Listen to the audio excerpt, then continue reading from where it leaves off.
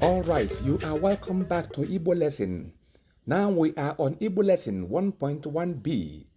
We are still on chi in advancing form. Let's go. Njenu. Next words that contain chi are Chinedu, Chika, Chiemeka, Chizoba. Those are persons' names.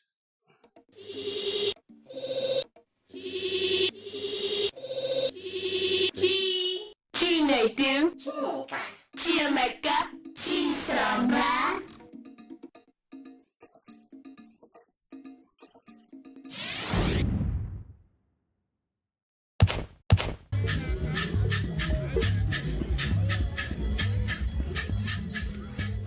Afa m bụ Chiemeka. Afa m bụ Chizoba. For now, you can say Afa or Aha. Afa or Aha. In the coming lessons, we have to tell you why we should be using Aha. But now, you can say Afam bụ Chiemeka or Aham bụ Chiemeka. Aham bụ Chizoba or Afam bụ Chizoba. Chiemeka na Chizoba bụ ejima. Chiemeka and Chizoba are twins. Chiemeka na Chizoba bụ ejima. Chiemeka na Chizoba bụ ejima. Okay, did you hear that? Chiemeka na Chizoba bụ ejima. Lovely. Omaka. Chiemeka na Chizoba bụ ejima. Did you get that? Chiemeka and Chizoba are twins. Chiemeka na Chizoba bụ ejima. Great. The next one. Nke ọzọ. Nke ọzọ.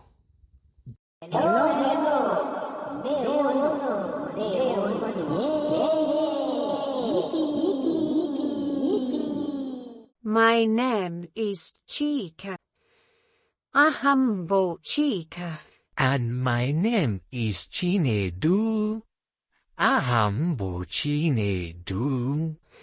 My brother, nwanne m nwoke. My sister, nwanne m nwanyị.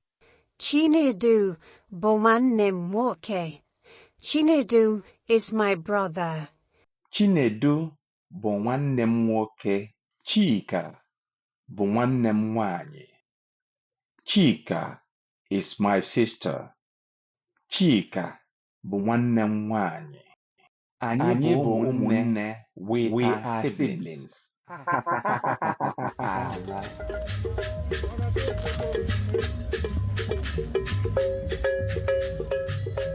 Good. Very good. Excellent.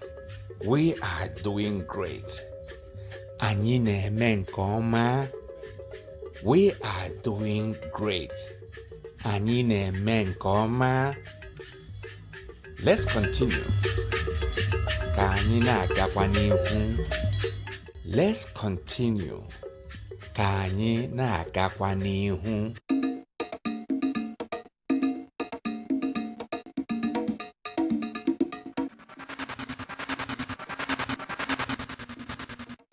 Yes, I'd like to remind you that we are still working on words that contain the special Igbo letter chi. Now we are going to name objects.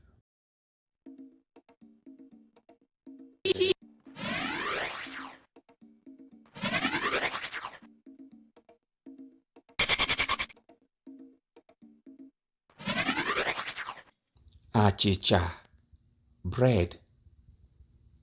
Achịcha, cookie. Ncha, soap.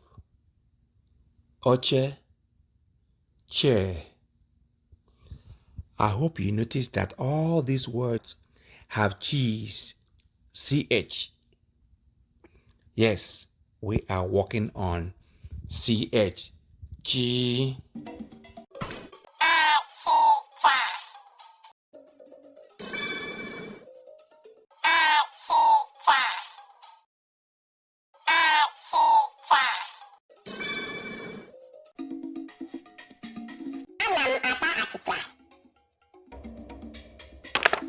I am eating bread. Or I am eating cookie. ana m ata achịcha. Achịcha. Achịcha.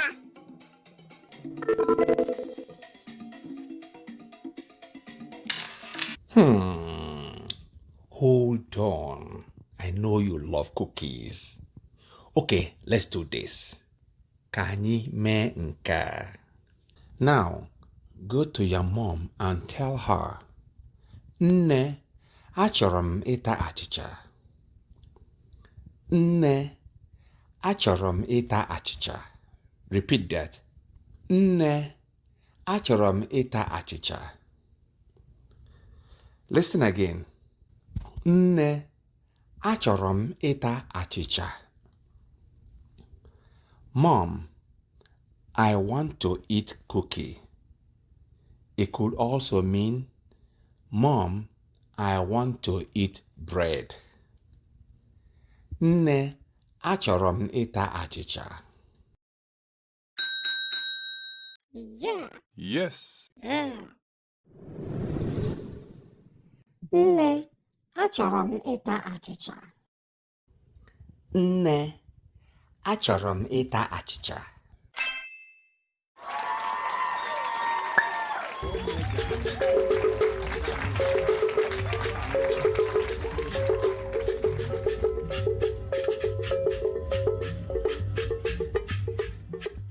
Amalinzi, please.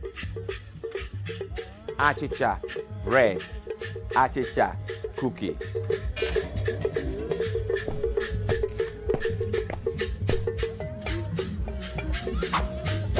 Ncha, soap. Ncha, soap. Ncha, soap.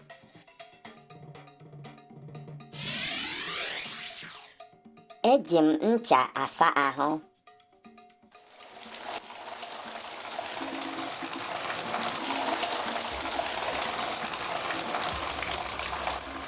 Eji m ncha asa ahụ.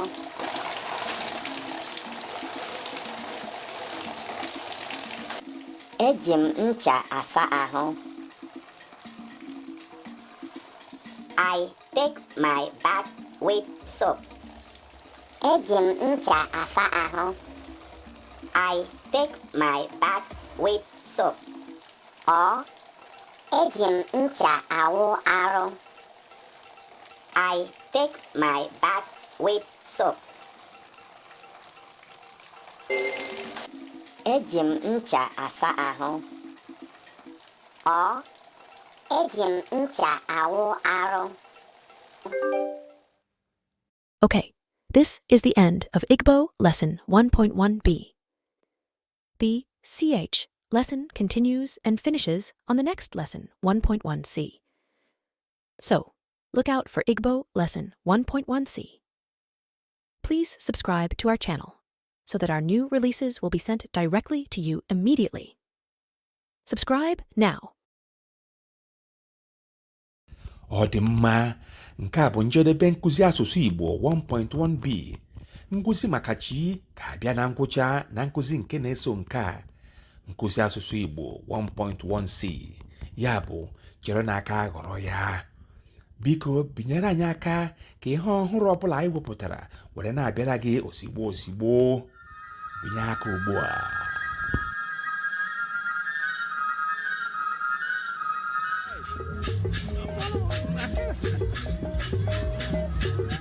I am Amalinze JJ Azi.